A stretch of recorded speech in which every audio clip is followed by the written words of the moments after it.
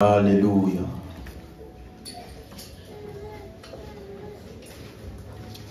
Gloire à Dieu.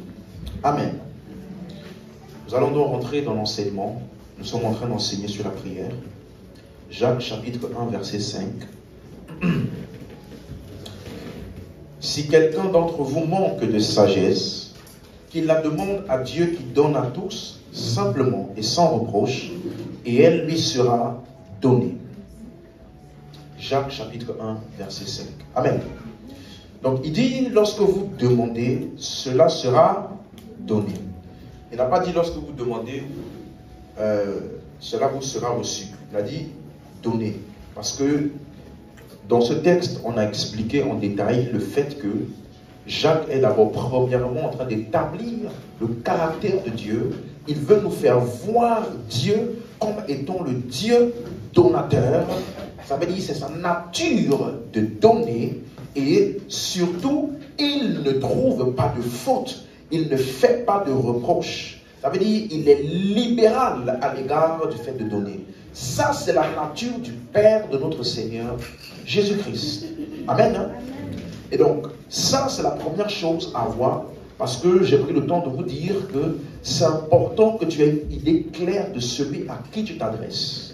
Parce que si tu n'as pas une idée claire de Dieu dans la prière, tu risques de te limiter toi-même, tu risques d'avoir des mauvais sujets de prière et tu risques d'avoir ce mythe qu'on appelle des prières non exaucées. Et c'est ça qu'on est en train de démystifier dans cette série d'enseignements. Amen. Et donc, Jacques nous dit, Dieu donne. Donc, il donne à tous ceux qui demandent, il donne. Il n'a jamais eu aucun problème à donner. Donc, dans la prière, Dieu n'a jamais été le facteur bloquant. Amen. Et donc maintenant, le problème vient d'où?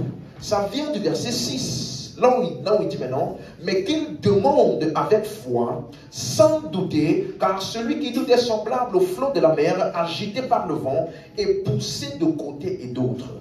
Donc quand il dit qu'il demande avec foi sans douter, douter concernant quoi? Douter à propos de quoi?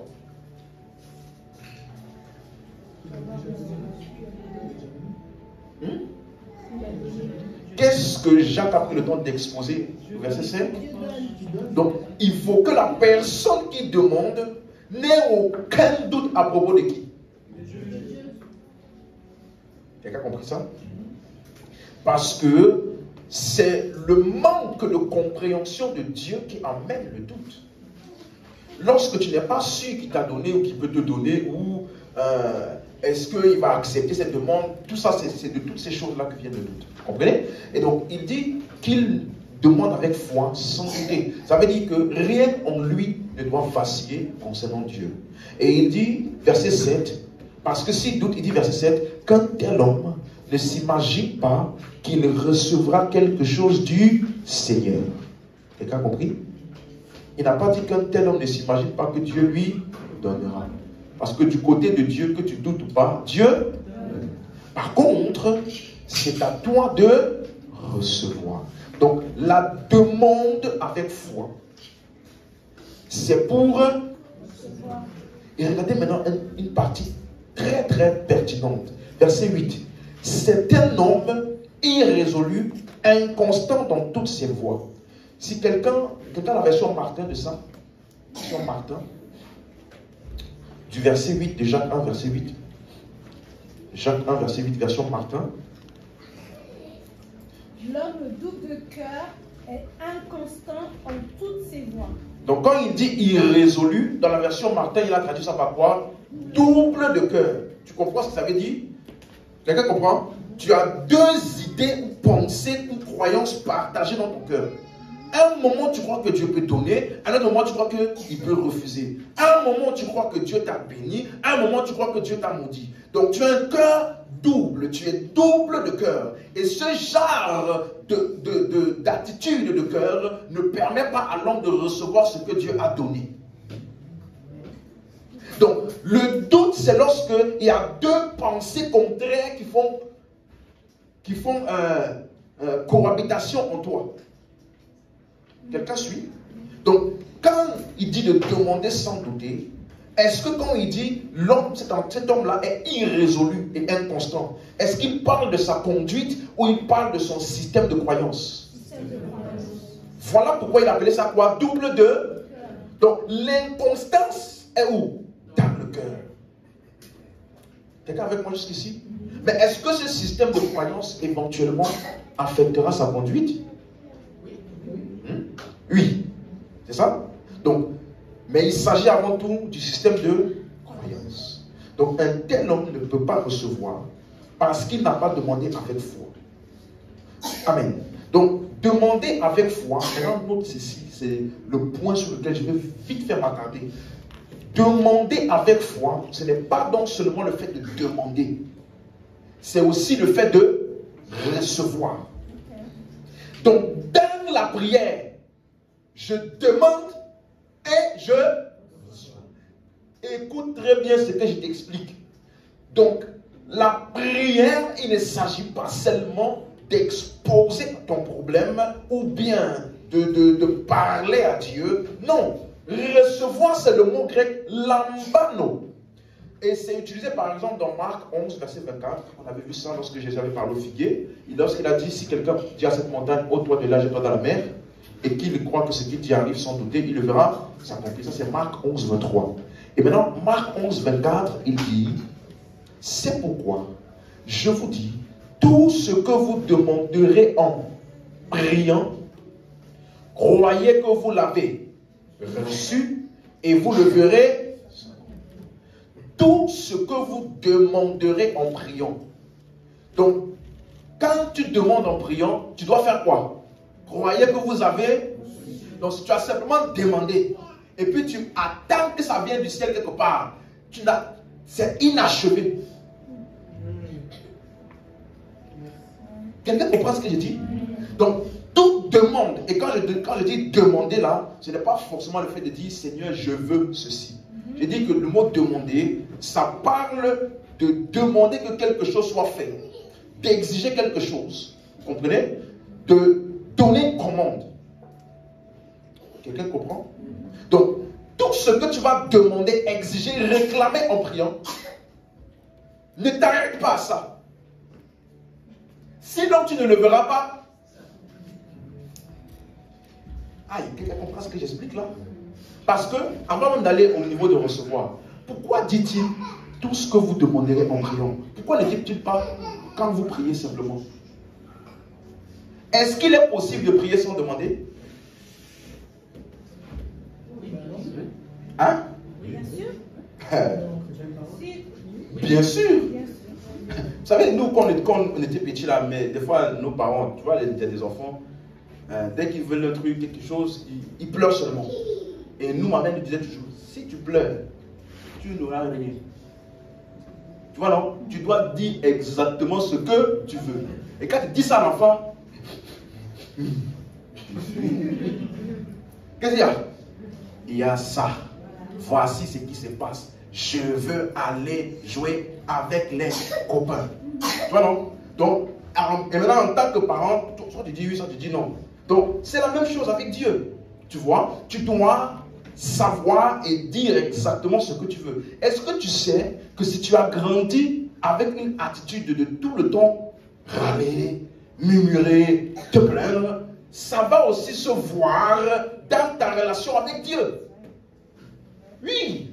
Quelqu'un avec moi? Parce que tu vas voir que même dans le lieu de prière, tu seras aussi en train de murmurer, râler, parce que c'est le moyen d'expression que tu as à développer pour exprimer les choses. Quelqu'un comprend? Donc, même ta relation avec ton Père terrestre peut affecter ta relation avec Dieu. Ou alors la façon dont tu vois Dieu.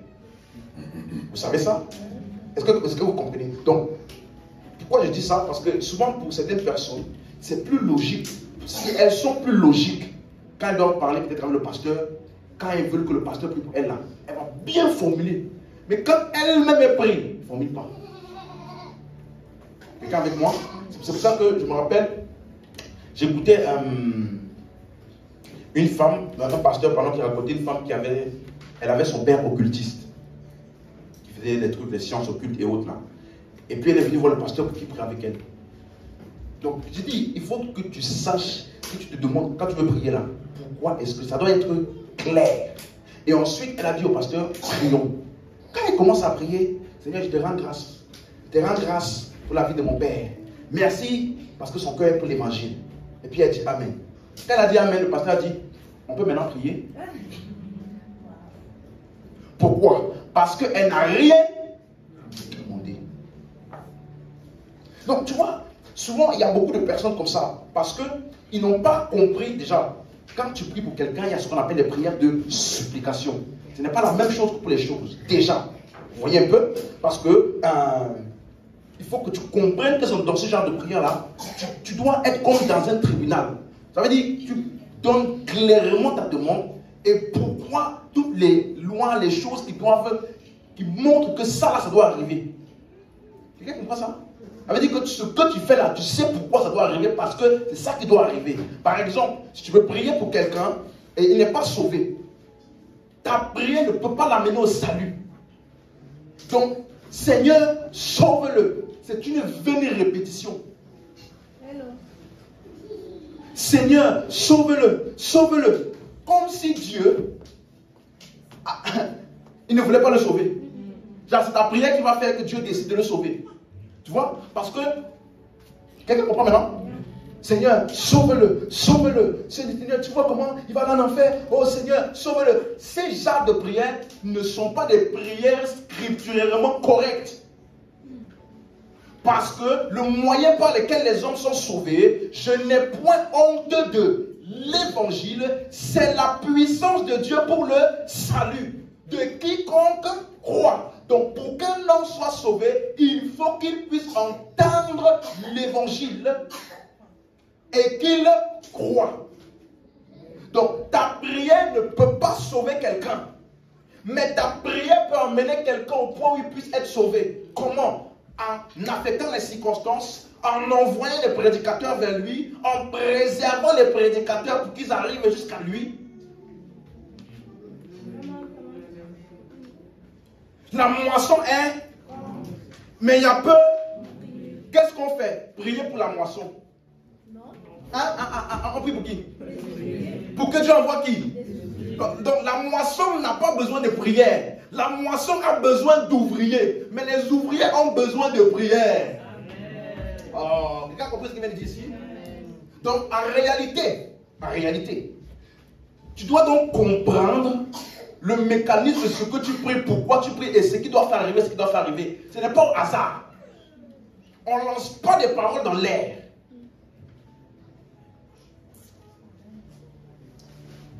Tu vois un peu? Regarde un peu ce que je viens d'expliquer là. Donc, il faut que tu comprennes que souvent ce que les gens appellent prière non exaucée, c'est juste notre ignorance de comment la prière fonctionne.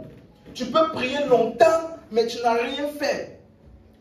Il y a des gens qui pensent que c'est parce que tu as prié toute la nuit que tu as fait beaucoup de choses. Ah non, pour ces cas-là, je vais rester toute la nuit en prière. Mais c'est bien, mais il faut que tu comprennes qu'est-ce que tu fais dans ta prière. Qu'est-ce qui est en train d'être opéré pendant que tu pries? Si tu passes toute la nuit, Seigneur, amène-le, sauve-le, sauve-le, qu'il soit sauvé, qu'il soit sauvé, qu'il soit sauvé. Et tu pries comme ça toute la nuit. Qu'est-ce que tu as fait? Quelqu'un comprend maintenant? Oh, je brise l'esprit qui est en train l'esprit générationnel, l'iniquité de nos pères qui est venu sur mon fils et qui est venu sur moi et qui est transmis à mes enfants. Je brise. Et puis tu brises. Qu'est-ce que tu es en train de faire? Rien. Ils s'imaginent qu'à force de paroles, ils sont exaucés. Donc, recevoir, c'est un mot actif. C'est un mot actif. Il dit, tout ce que vous demanderez en priant, qu'est-ce que vous devez faire? Croyez que vous l'avez. Et vous le verrez. Suis-moi. Hey, si tu loupes ce que je vais expliquer maintenant là, tu as loupé tout le culte. Suis-moi. Tout ce que vous demandez, comment? Hein? Croyez que vous l'avez. Et vous le verrez. Ça veut dire qu'entre le moment où j'ai prié et le moment où je le vois s'accomplir, il y a quoi au milieu? quoi? Tu as compris ça? Entre le moment où j'ai prié et le moment où je le verrai s'accomplir, il y a quoi? Recevoir. Et vous avez dit que le mot recevoir, c'est le mot lambano, qui est un mot comment? Acte. Ça veut dire que, ça veut dire que il y a une activité qu'on appelle recevoir dans la prière et après la prière.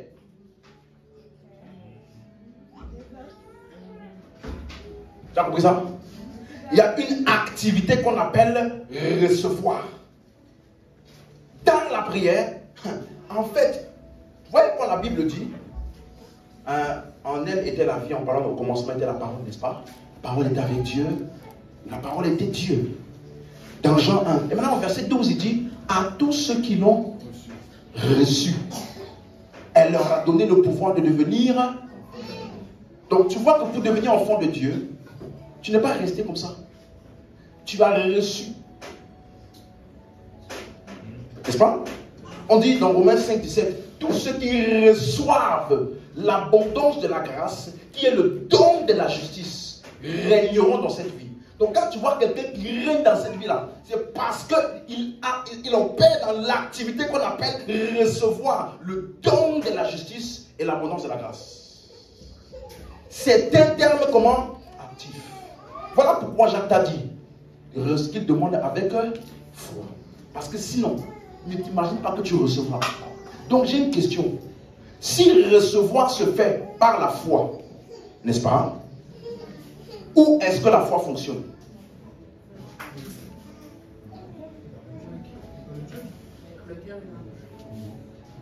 Soyez plus convaincus comme vous. Où est-ce que la foi fonctionne? Dans le... C'est tout? Et dans la... Ah.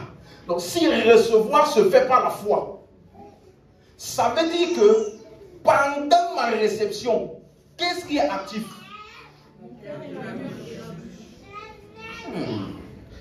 Donc ça veut dire que je suis capable de maintenir l'exaucement à mes prières. Où?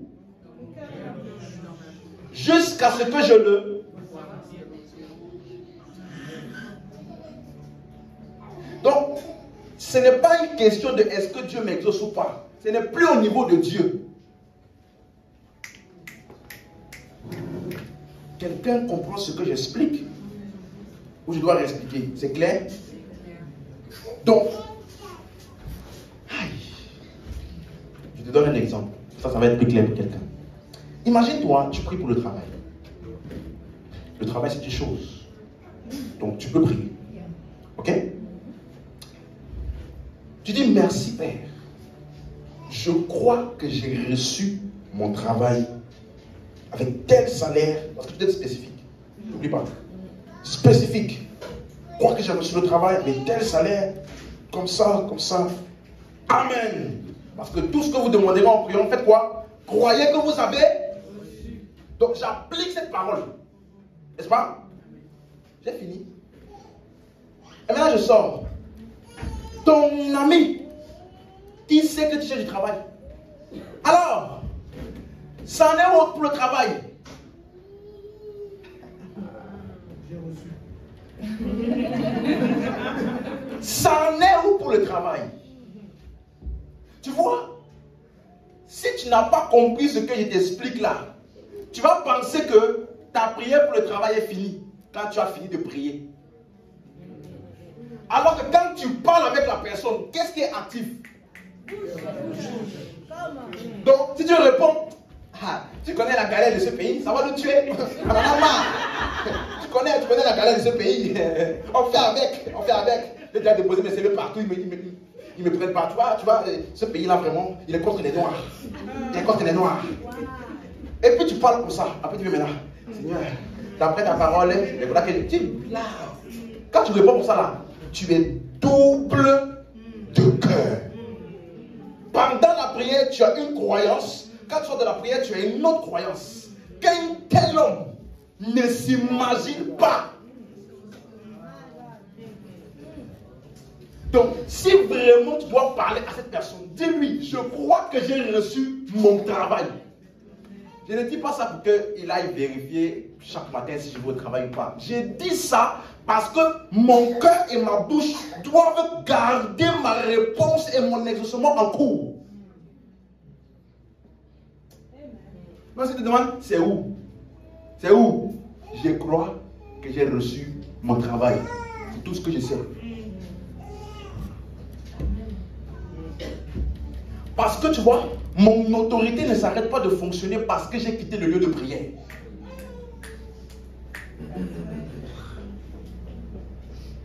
Quelqu'un comprend ce que j'explique là? Vous vous rappelez la prière de Daniel? L'ange a dit quoi? Je suis venu à cause de tes paroles. Est-ce que vous suivez? Ce sont mes paroles qui emmènent les choses en manifestation. Donc, tant que je n'ai pas encore vu s'accomplir, je suis dans quelle phase? Parce que quand j'ai prié, j'ai fait quoi? J'ai demandé. Et maintenant j'ai... Vous voyez maintenant quand Jésus disait, demandez et vous... Il y a des gens qui pensent, ça voulait dire, demande, et puis tu vas recevoir ta compte bancaire. Demande à Dieu, et puis un jour, un homme va venir frapper à ta porte. Je suis l'homme qui t'a toujours cherché depuis le début de ta vie. Ce n'est pas ça. Ça veut dire, c'est vous qui demandez et c'est vous qui... Alléluia.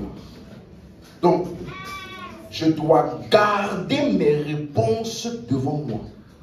Je dois garder les réponses à ma prière devant moi.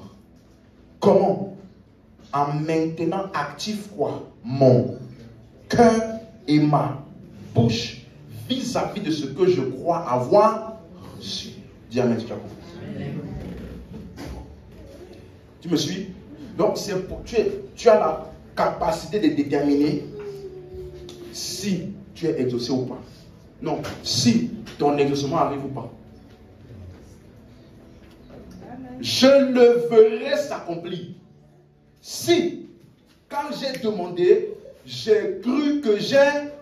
Donc, si je crois que j'ai reçu, quelqu'un va me demander, je vais dire quoi?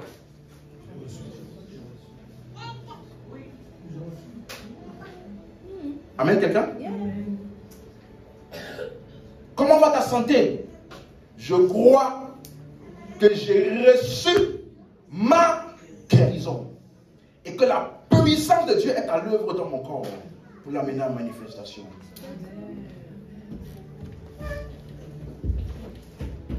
Parce que je sais que aussi longtemps que je garde ma réponse dans ma bouche et dans mon cœur, mon autorité est en exercice. Qu'est-ce qui bouge? Les anges, la puissance de Dieu. Donc si je sais que ma réponse reste dans ma bouche, je sais que la puissance de Dieu est en train d'agir vis-à-vis de ça. Je n'ai aucun doute à ce sujet. Donc, comment va ton corps? C'est vrai que je suis parti au médecin encore, mais je crois que j'ai reçu. Et la puissance de Dieu est à l'œuvre dans mon corps. C'est ton langage ou alors tes paroles qui déterminent le style de vie que tu vis. Et ce que tu vois s'accomplir dans ta vie. Donc, laisse-moi te dire ceci. Nous faisons donc plus après la prière que pendant.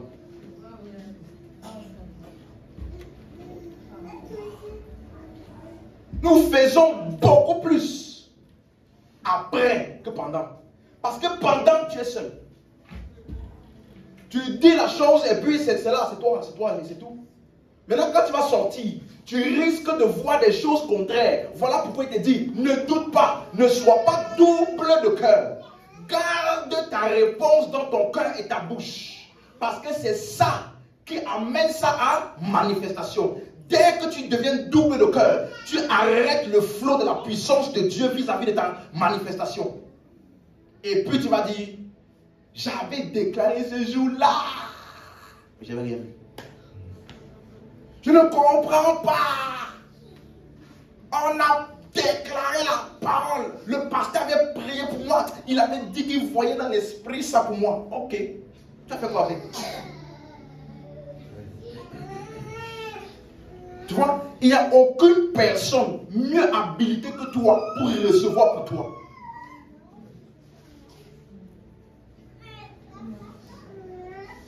C'est pour ça qu'il t'explique ça. Tu vois, non? Donc, ce que tu dis en croyant là, c'est ça que tu reçois. Et c'est ça que tu verras s'accomplir. Si tu le gardes dans ton cœur et dans ta bouche. Si tu dis à cette montagne, ôte-toi de là. Et que tu crois dans ton cœur que ce que tu dis arrive. On n'a pas dit et que tu vois que la chose arrive. Que tu crois où? Dans l'endroit où tu vois la chose arriver, là, c'est où? C'est là que je reçois. C'est là que je reste persuadé. Ah, j'ai fait l'examen. On a dit que ça s'est empiré. Que ça s'empire à l'extérieur, ce n'est pas mon problème. L'endroit où ça doit rester en bonne santé, c'est où?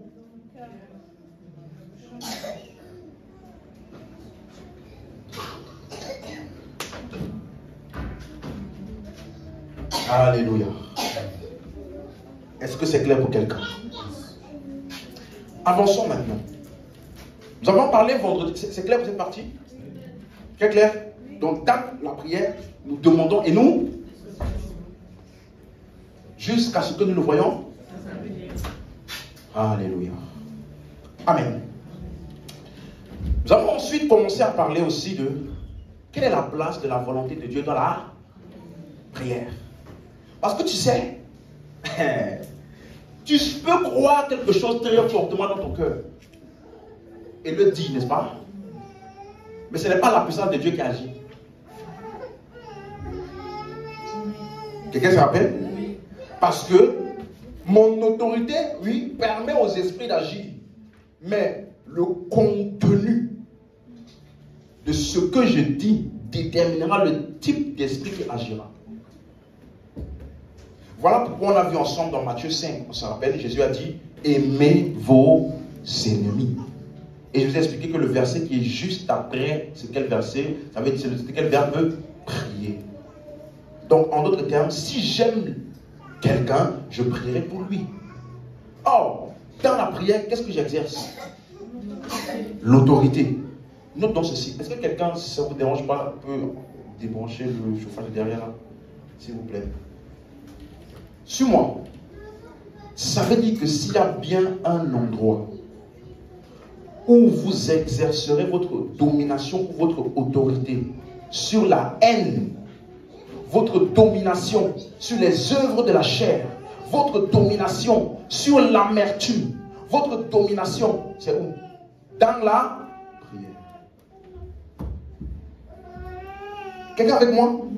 Suis bien. Parce que je vous ai dit, l'autorité là ne concerne pas simplement les démons ou les choses et les circonstances. C'est aussi une autorité sur tes propres pensées.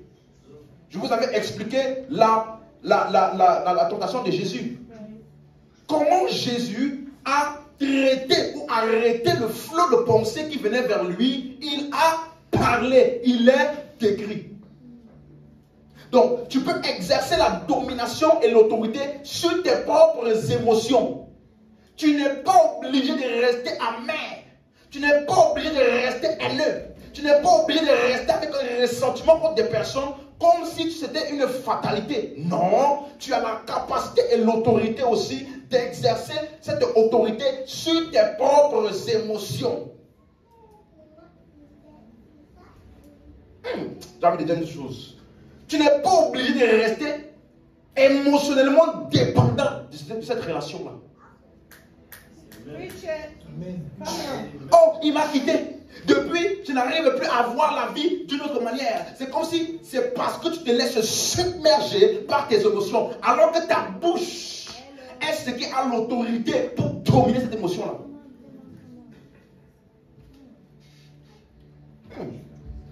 Regardez-moi. Est-ce que tu sais que tu peux facilement, non pas facilement, tu peux arriver à te libérer des blessures dans la prière?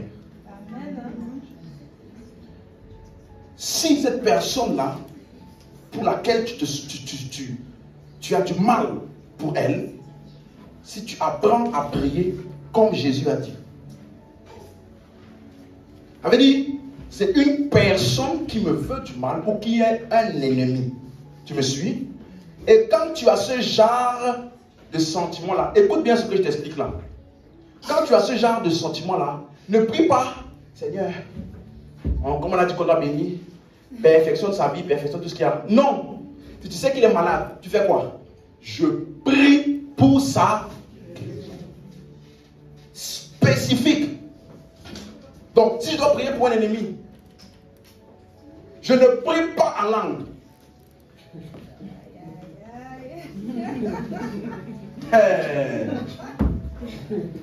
Seigneur,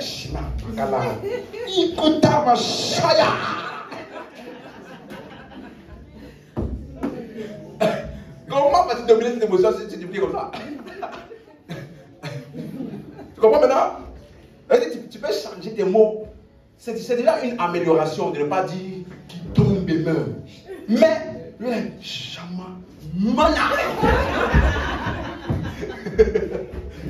donc, tu parles la langue, mais tu n'as pas encore dominé cette émotion. Donc, comment tu domines cette émotion-là? Tu pries surtout en intelligence. Parce qu'en priant en intelligence, tu amènes ton système de pensée dans une direction précise. Est-ce que quelqu'un comprend ça? Tu libères ton autorité et tu regardes tes émotions de cette manière. Donc, ça veut dire que tu peux commencer à prier. Seigneur, au nom de Jésus, je prie pour telle personne que tu puisses illuminer les yeux de son cœur. Peut-être qu'il ne sait pas pourquoi il a fait ça. Amène-le à une meilleure connaissance de toi. Amène-le à mieux te connaître. Seigneur, agis, bénis sa vie.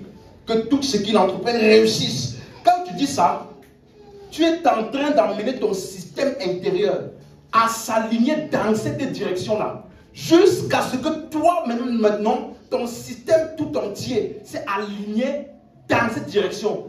Tes pensées ne vont plus aller dans l'autre sens. À vouloir sa chute. Aimez vos ennemis. Est-ce que quelqu'un comprend ça? Si nous appliquions ça, il n'y aurait pas de... Dans l'église, il n'y aurait pas tout ce genre de querelles qu'il y a souvent. Un frère complote contre un autre. Il manigance des choses. Tu sais pourquoi? C'est parce que le jour où cette personne t'a fait la chose, tu vas commencer à nourrir. Au lieu d'utiliser ton autorité pour dominer dessus. Dis avec moi, j'ai l'autorité et la domination sur mes propres émotions. Je ne suis pas victime de mes émotions.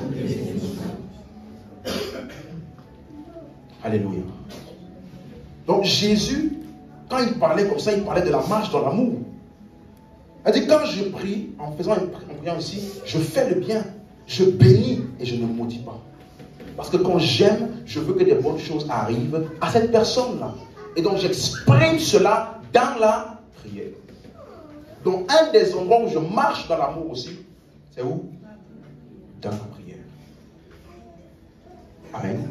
Et regardez Matthieu 5, verset 44. Matthieu 5, verset 44. C'est ce qu'on a lu tout à l'heure. Aimez vos ennemis, bénissez ceux qui vous maudissent, faites du bien à ceux qui vous maltraitent et pour ceux qui vous maltraitent et persécutent. Maintenant, regardez le verset 45. Afin que vous soyez fils de votre Père qui est dans les cieux. Donc, en faisant ça, tu manifestes la même nature ou la même attitude que qui?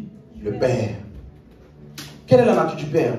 Car il fait lever son soleil sur les méchants et sur les bons. Il fait pleuvoir sur les justes et sur les injustes.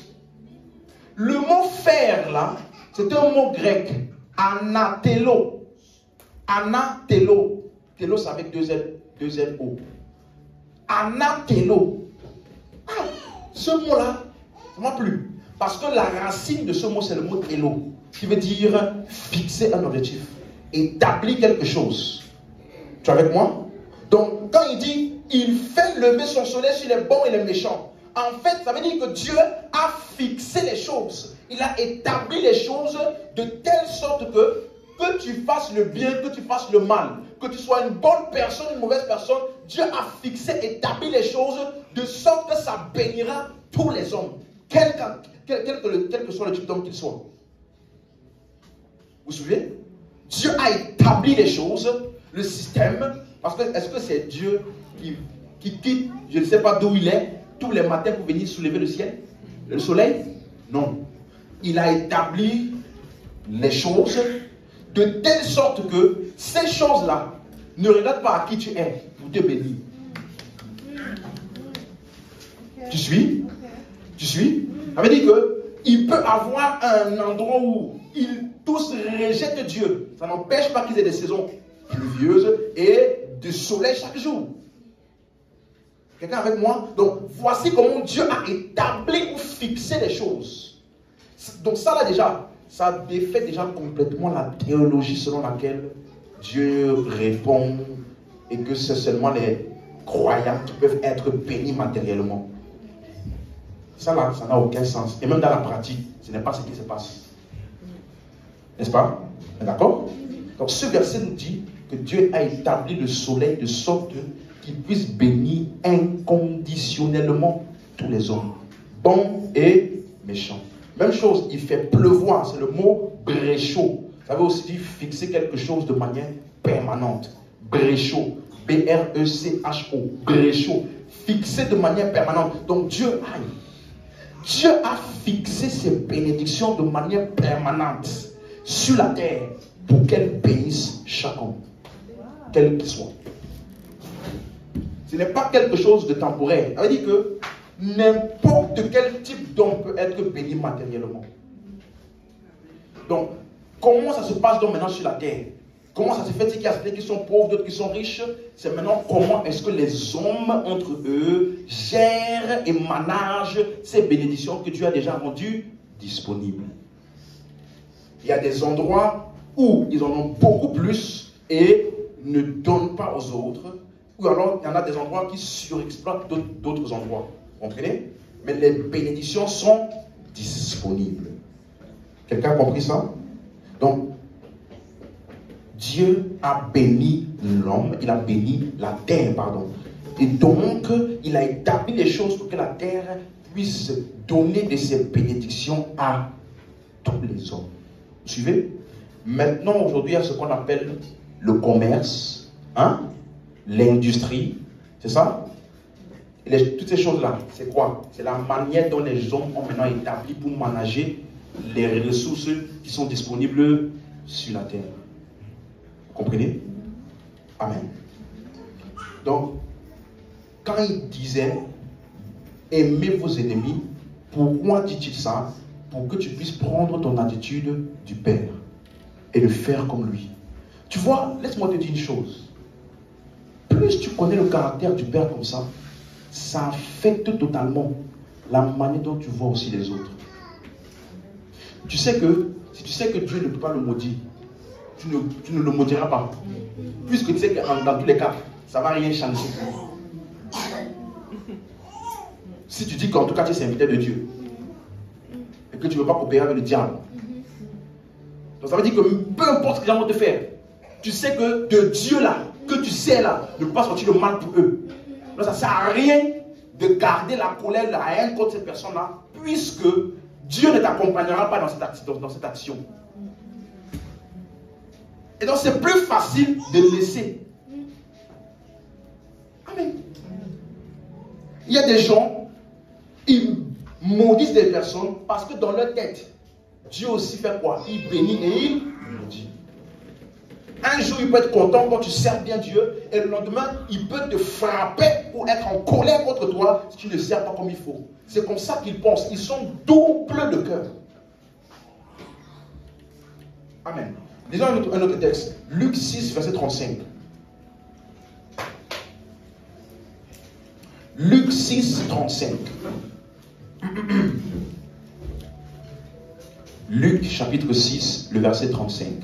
Il est écrit, aimez vos ennemis, faites du bien, prêtez sans rien espérer, et votre récompense sera grande, et vous serez fils du Très-Haut. Regardez comment il décrit maintenant le Très-Haut. Car il est bon pour les ingrats et les méchants. C'est quoi qu'on appelle ingrat? Il n'est pas quoi? Ça veut dire qu'il ne reconnaît pas que ce qu'il a là lui a été donné. Là, tu lui as fait du bien, il te dit, toi, tu es qui même? Tu suis? Donc, ça veut dire que, parce que je regardais un film qui parlait un peu de ce genre de choses-là, et un pompier, il est venu de justesse. La maison allait exploser, et les débris de l'explosion de la bombe allaient toucher une femme.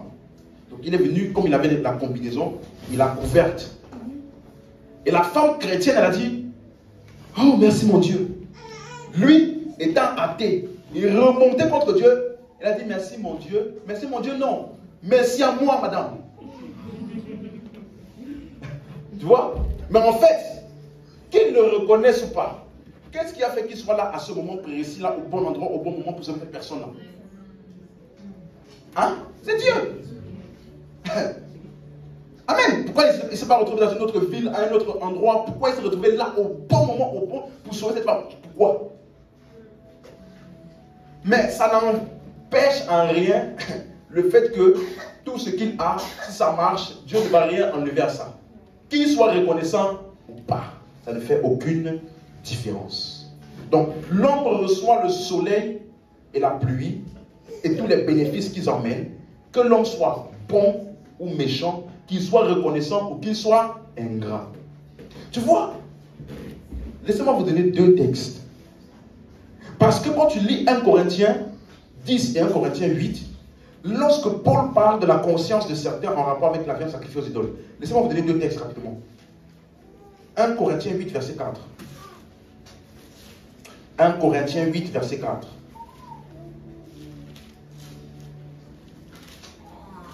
Alléluia. Quelqu'un est toujours là? Pour ce qui est donc de manger des viandes sacrifiées aux idoles, dis avec moi, nous savons. Nous savons. Qu'est-ce que nous savons? Nous savons qu'il n'y a point. Tu peux dire ça plus fort? Dis avec moi, il n'y a point d'idole dans le monde. Et qu'il n'y a qu'un seul Dieu. Ça, c'est un fait. Nous savons. Que tu saches ou pas, c'est un fait, mais il dit que pour nous là, les gens qui sacrifient des viandes aux idoles, regardez une autre chose. Dans 1 Corinthiens 10, 26, il dit, la terre appartient à l'Éternel et tout ce qu'elle renferme. Dans 1 Corinthiens 10, 26. Car la terre est au Seigneur et tout ce qu'elle renferme. Donc, aïe, suis-moi. Il y a deux choses qui me font comprendre. Première chose, il n'y a point. Donc, ce que les gens vont adorer là, c'est quoi? Rien. Hein? Maintenant, il te dit, tout ce que la terre contient appartient à qui? Aïe. Donc, il n'y a point d'idole et tout ce que la terre contient appartient à Dieu. Or, donc, il y a des choses qui appartiennent à Dieu qui ont été sacrifiées aux idoles, c'est ça? Hein? Et les hommes ont considéré ça comme étant sacrifié aux idoles. Vous comprenez? Pourquoi faisaient-ils ça? Vous vous rappelez l'histoire du peuple d'Israël lorsqu'ils sont sortis d'Égypte? Ils ont fabriqué quoi? Un veau. Parce que c'était leur manière d'être reconnaissant en disant que c'est cette idole-là qui nous a fait du bien, qui nous a libérés.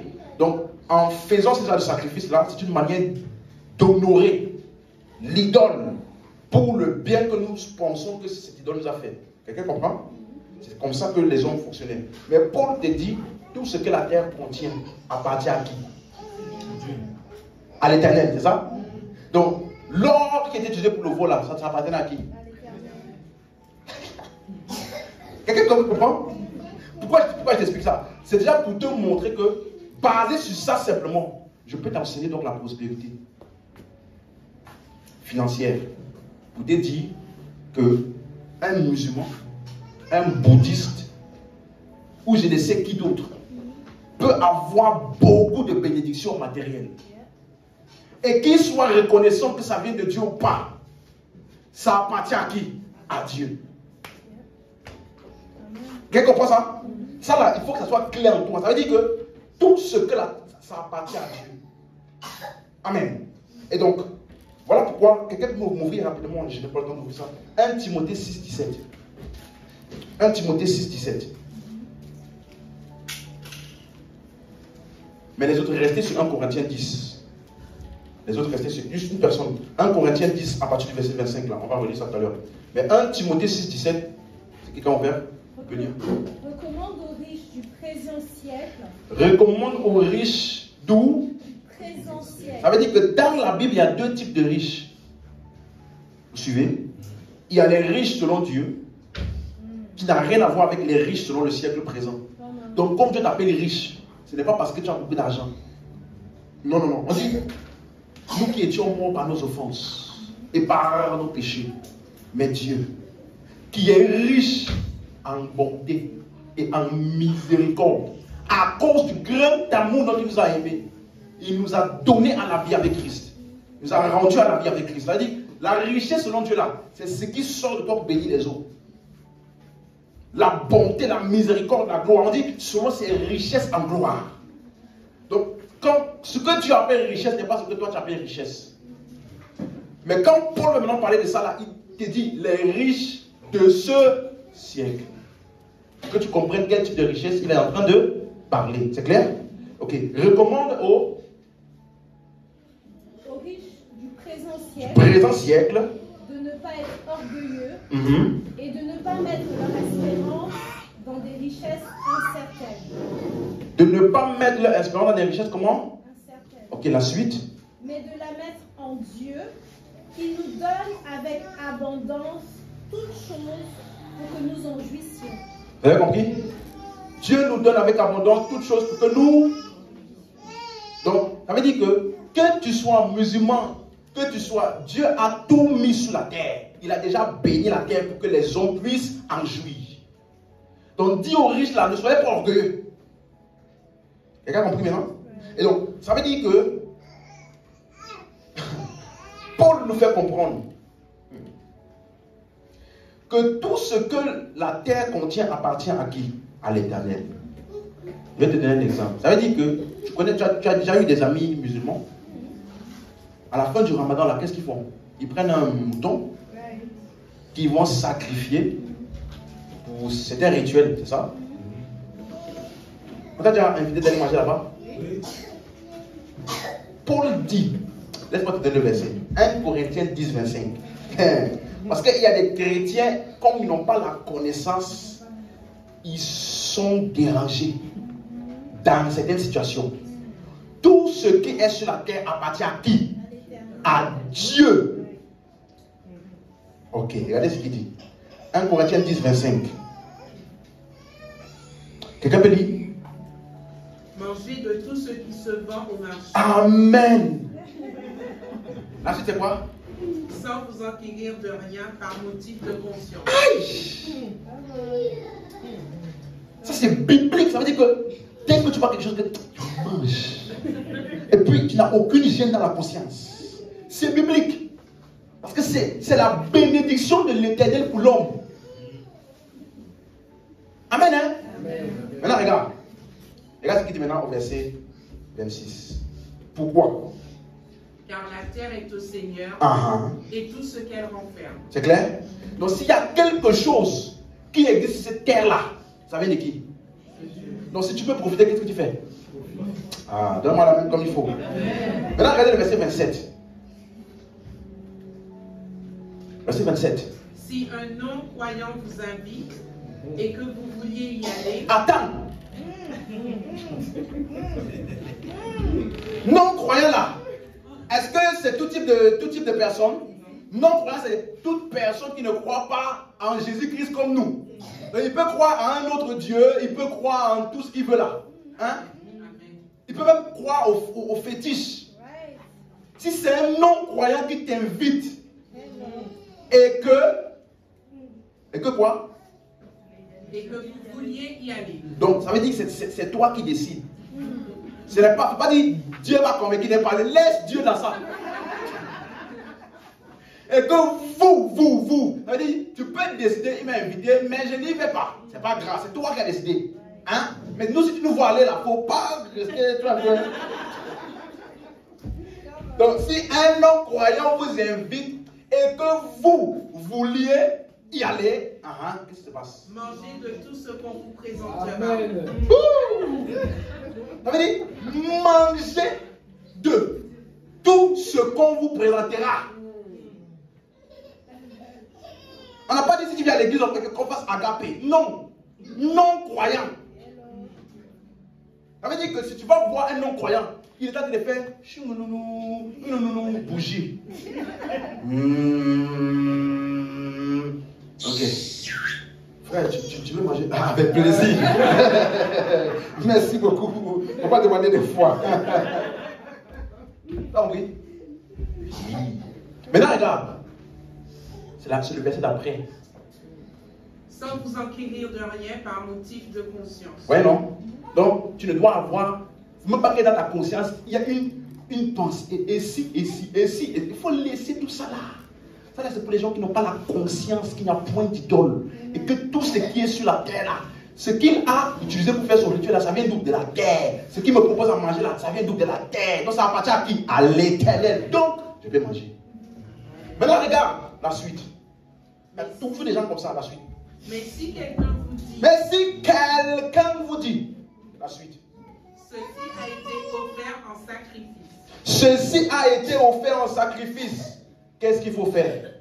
N'en mangez pas à cause de celui qui a donné l'avertissement et à cause de la conscience. Vous voyez maintenant? N'en mangez pas parce que vous ne pouvez pas manger ou parce que ce n'est pas bien de manger. À cause de lui là. Ça veut dire que lui dans sa conscience là, il y a une spiritualité dans la chose là. Donc pour ne pas le blesser, pour ne pas souiller sa conscience, fais comme si toi aussi tu crois comme en lui. Regardez verset 29, qu'est-ce qu'il dit?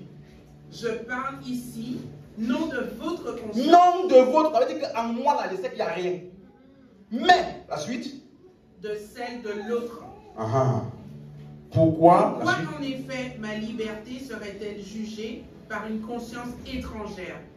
La suite. Si je mange avec action de grâce, pourquoi serais-je blâmé au sujet d'une chose dont je rends grâce? Amen. Tu vois un peu? Donc, si je ne mange pas, c'est à cause de lui. Parce que lui, il n'a pas le même niveau de compréhension que moi. Donc, pour ne pas choquer sa foi, choquer sa conscience, je fais comme si je crois. Tu avec moi? Donc, ça veut dire, si quelqu'un m'était dit, on a sacrifié ça, hein?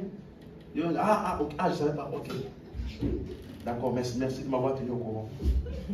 Si, bah!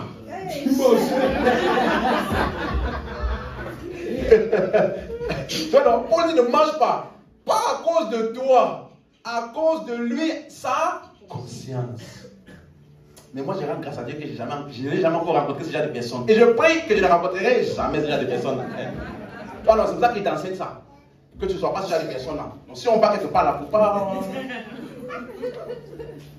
Tu as compris, non? Donc, même si quelqu'un te dit, c'est le diable qui m'a donné cet argent. Frère, rends. Écoute bien ce que je t'explique. Hein. Parce que tu vois, si quelqu'un dit, cette voiture, ça vient du diable. Frère, ce n'est pas vrai. Va juste t'asseoir dedans. Tu vois que ça ne vient pas du diable. Tellement que c'est bon. Tu vois, j'ai des amis pasteurs. Hein. À cause de certains types d'enseignements qu'ils ont écoutés, il m'a dit, je ne prends pas l'argent de tout le monde. Il m'a dit qu'il y a des personnes à l'église là. Tu consultes l'esprit avant de recevoir leur argent. Il dit, je ne mange pas la nourriture de qui que ce soit si ce n'est pas ma femme. Tu vois? Tu vois, regarde. Pourquoi? Parce que je connais des enseignements qui traînent dehors, qui disent, tu dois faire attention à ce que tu manges, parce qu'il y a des gens qui volent les grâces par les nourritures et tout ce genre de choses-là. Et puis ils prennent l'histoire de Jacob. Regardez, Jacob, il pleure de lentilles. Il a échangé la bénédiction pour je ne sais pas quoi. Et puis, quelle souffrance. Frère, j'ai même eu des témoignages de personnes. J'ai écouté des témoignages d'une femme pasteur. Devant toute l'église, elle racontait. Vous savez, elle parlait, tu vois, elle connaît que c'est la réunion des femmes. En tant que femme, tu dois être une intercesseuse. Tu dois intercéder pour ton mari régulièrement. En tant que femme de pasteur. Pourquoi? Parce qu'une fois, j'étais en train de prier. Et puis j'ai vu une face, un visage d'un homme qui venait pour donner l'argent à mon mari. Mon mari était parti en mission. Donc je l'ai appelé. Il dit, il y a un homme comme ça qui va te donner. Ne prends pas cet argent. C'est un transfert. Ils vont voler tes grâces avec ça. Et puis l'église disait, wow, on doit être spirituel. Parce que le monde est spirituel. Frère, fais tes rituels. Viens donner. Il faut venir donner. Tu vas voir, ça ne va pas prendre. L'argent, ça vient d'où? La terre. Et ça appartient à l'or et l'argent appartiennent. Donc si ça vient sur mon chemin et puis je prends ça et je profite. Que tu aies fait tes rituels avec, que tu aies fait je ne sais pas quoi. Laisse-moi même te choquer. Je peux te choquer? Jésus a accepté l'offrande d'une prostituée. L'argent la venait d'où?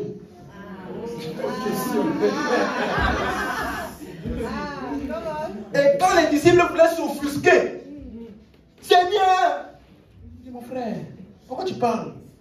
Je suis venu ici, même un baiser tu ne m'as pas fait. Laver mes pieds tu n'as pas fait. Elle vient non seulement avec ses cheveux, elle verse tout un parfum de, ça veut dire un an de travail. Quel genre de travail? Pendant un an. Avance. Elle vient donner à Jésus. J'ai béni ma fille. Prospère.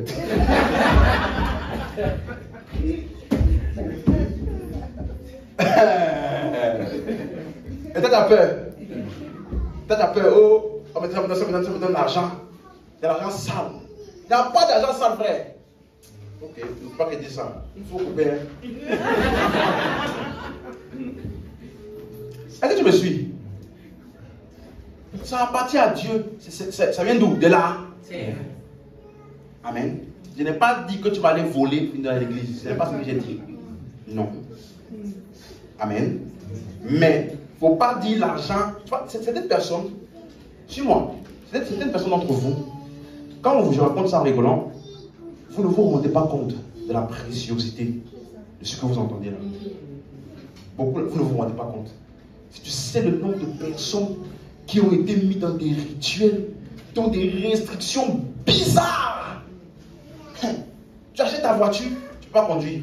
Il faut d'abord que le pasteur vienne consacrer avec l'huile pour chasser tous les esprits d'accident, esprits de mort. Merci Seigneur pour la liberté en Christ. Tu vois? C'est pour ça que moi, quand j'ai compris ça, je ne rejette personne. Tu vois? Si tu me vois dans des réunions où ils brisent les choses là, hein? Si tu me vois là-bas, je ne vais pas dire aux gens, il ne faut pas briser. Je veux pas, non, je vais rester là au milieu d'eux. Tu me suis? Mais j'ai développé une technique. Quand ils vont dire, brisez ceci, amen. Je vais dire une chose là. Tu vas penser qu'il dit amen. Peut-être c'est par la langue.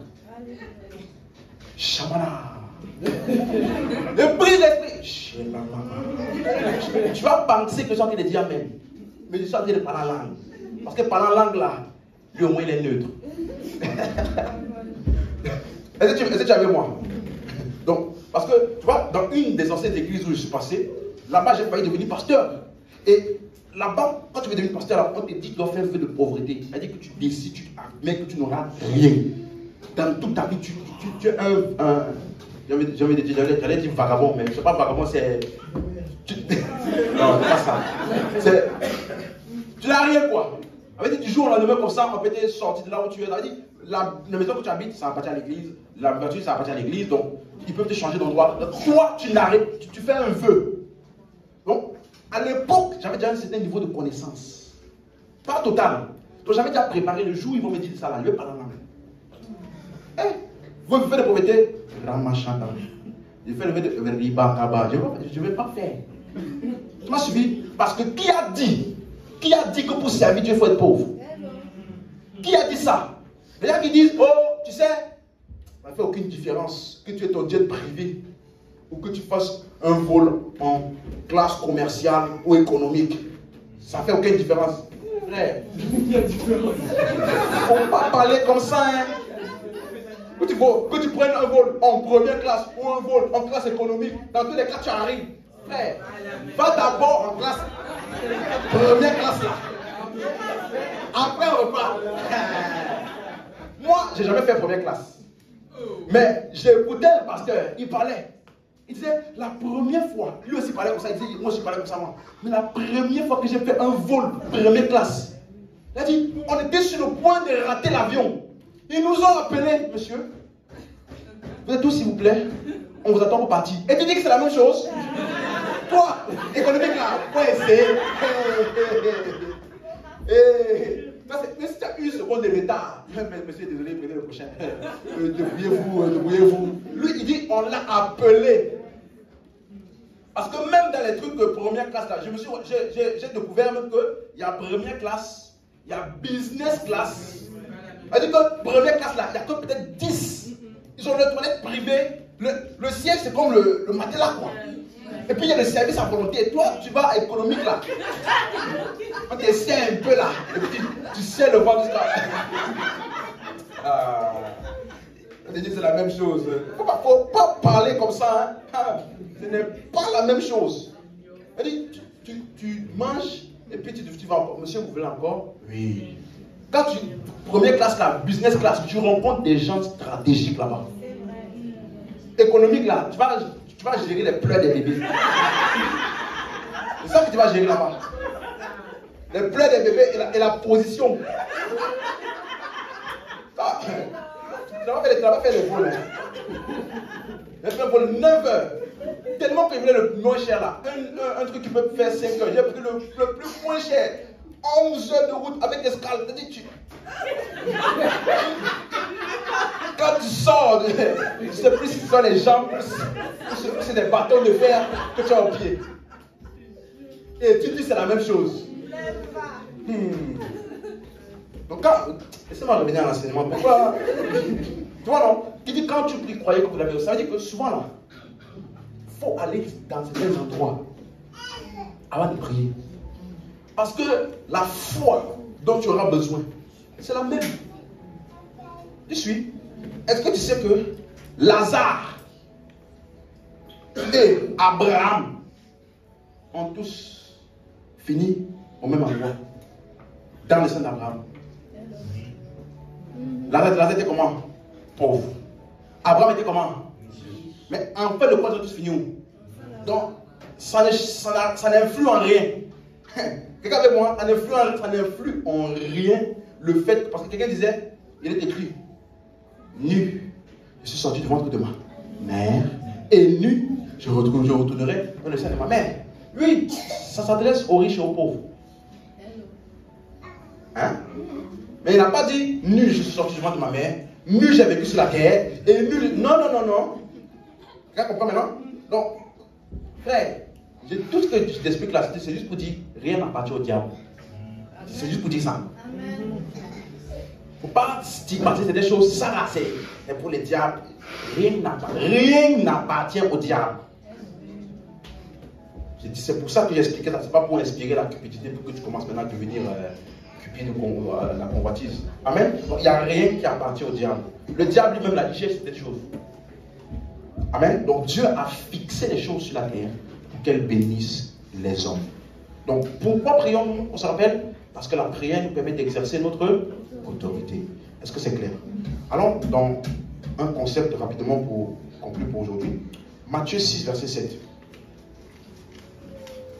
Matthieu 6, verset 7.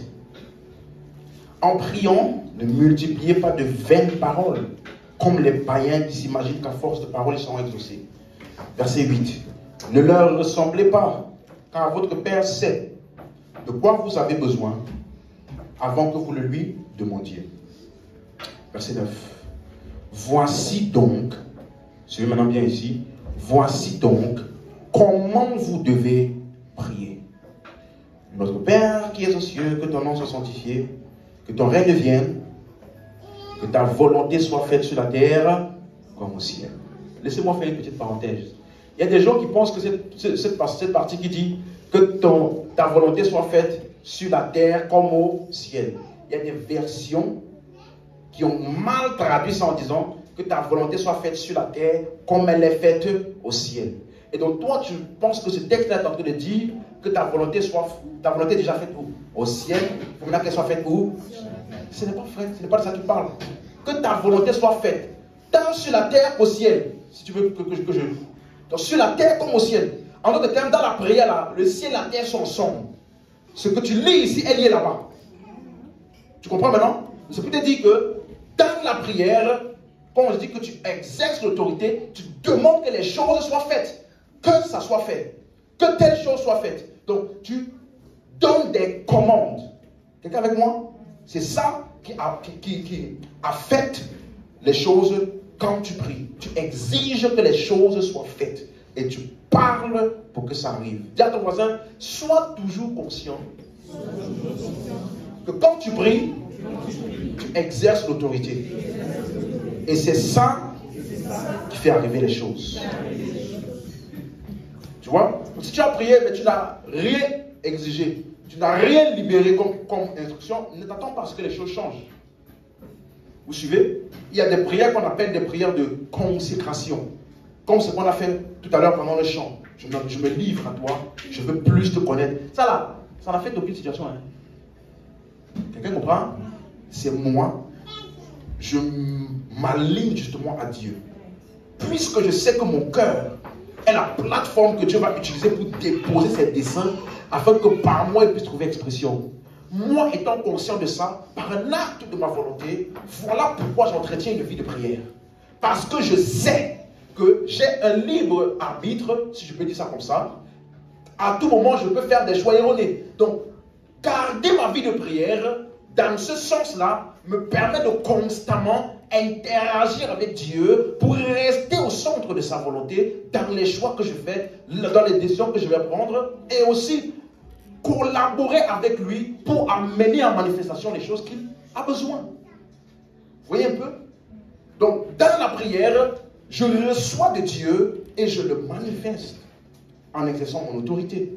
Donc, quelqu'un qui n'a pas une vie de prière consistante, tu bloques Dieu parce que tu ne lui permets pas d'être constamment en réception de ce qu'il veut déposer pour que tu puisses exercer ton autorité pour l'amener en manifestation. Vous comprenez maintenant? C'est important. Donc, si tu ne développes pas une vie de prière, en fait, même si tu dis je veux que tu m'utilises, tu n'es pas positionné comme il faut pour ça. Parce que tout ce que Dieu fait, on se rappelle, le cœur est la plateforme. Tout ce qui arrive sur la terre transite par quoi? Le cœur et la bouche de l'homme. Donc quand Dieu veut faire quelque chose, il va le déposer où? Dans le cœur d'un homme. Lorsque Dieu voulait arrêter la destruction à Sodome et Gomorrhe, il est venu interagir avec qui? Abraham. Vous voyez maintenant? Donc si Abraham n'était pas positionné comme il faut, il était distrait, occupé à autre chose, je vais aller continuer à chercher quelqu'un d'autre. Quelqu'un avec moi. Et c'est important. Donc je reviens à ce que je disais. Donc la prière, j'exerce mon autorité. Et donc, je ne suis pas en train simplement de demander que Dieu fasse quelque chose. Non. Je ne suis pas en train d'informer Dieu. Je suis en train d'exercer mon autorité. Est-ce que vous êtes déjà rendu compte, si tu as déjà un certain temps dans cette église par exemple, que même ta compréhension de qui tu es en Christ a amélioré ta vie de prière? Vous avez remarqué ça? C'est pour te montrer que le problème, l'essentiel c'est de la prière, c'est l'exercice de l'autorité. Parce que en te donnant la connaissance, il y a des choses pour lesquelles tu ne prieras plus. Il y a même des choses pour lesquelles tu ne vas pas jeûner. Tu vois, le pasteur à côté, il est parti voir une soeur. Et puis la soeur, ça faisait quelques mois, quelques semaines, elle ne venait plus à l'église. Donc il est parti la questionner, pourquoi tu ne viens plus à l'église? Et la soeur disait, je me suis mis dans une attitude de jeûne. Pourquoi? Non, parce que j'ai fait des graves décisions, j'ai fait des graves péchés. Et donc elle essayait de soudoyer Dieu en faisant un jeûne de repentance. Le pasteur a dit, il a ouvert son frigo. Elle a dit, soeur, mange. Ce jeûne-là est inutile. Ce n'est pas pour ce genre de choses qu'on jeûne. Ce dont tu as besoin, la vraie repentance là, ce n'est pas dans ton système de pensée, et ça t'amène à grandir. C'est ça que tu as besoin, pas de jeûner. Et Dieu n'a pas besoin d'être soudoyé. Vous suivez? Il y a des gens, ils ont du mal à accepter la grâce de Dieu. J'ai fait une erreur, je n'ai besoin de rien faire pour que Dieu m'accepte. Je n'ai besoin de rien faire. Cette erreur-là n'a pas changé comment Dieu me voit.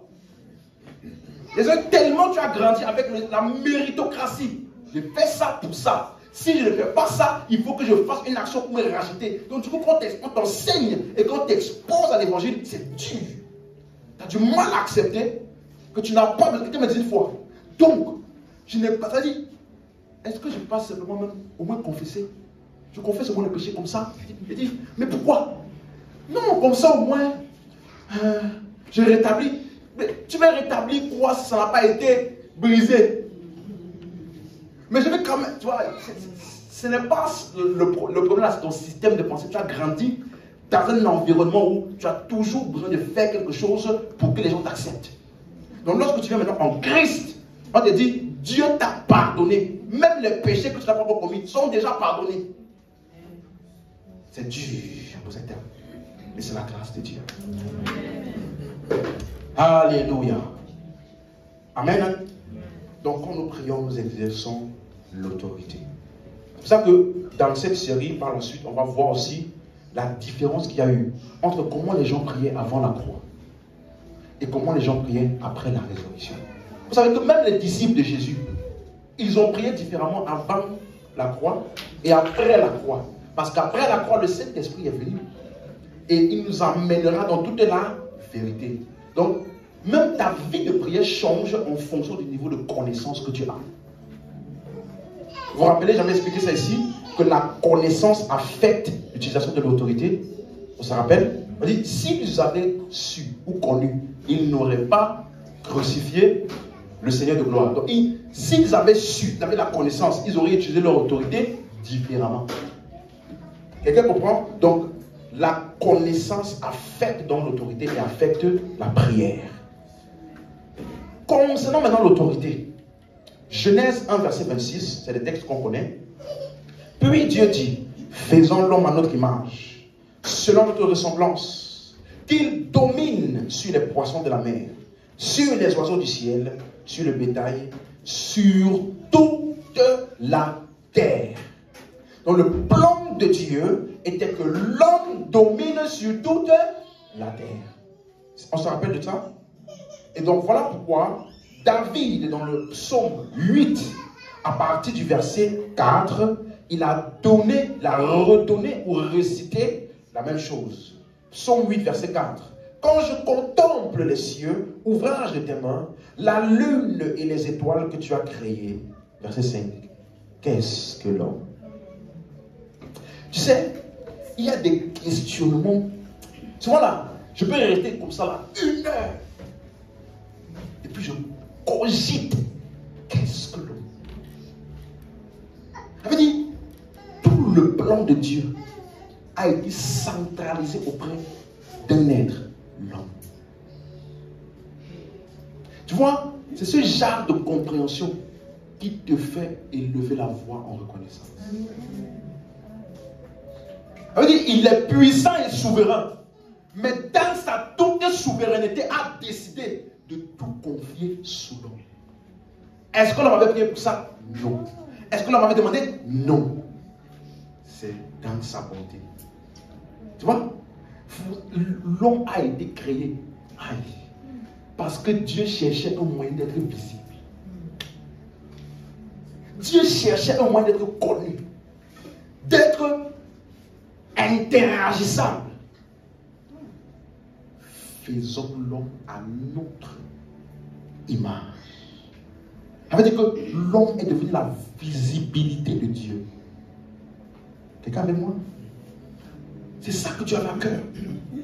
Ça veut dire que le but pour lequel tu existes, toi, c'est pour rendre Dieu visible. Il dit, même le psalmiste, il avait commencé à voir ça par prophétie, la nouvelle création. Le peuple que j'ai créé pour ma gloire. Ceux-là qui sont appelés de mon nom. Ça veut dire, Dieu nous a créés pour sa gloire. C'est quoi la gloire? C'est quand Dieu qui est invisible devient visible. Quand il y a des miracles, on dit quoi? La gloire de Dieu a été manifestée. Pourquoi? Parce que la puissance du Dieu invisible a été visible.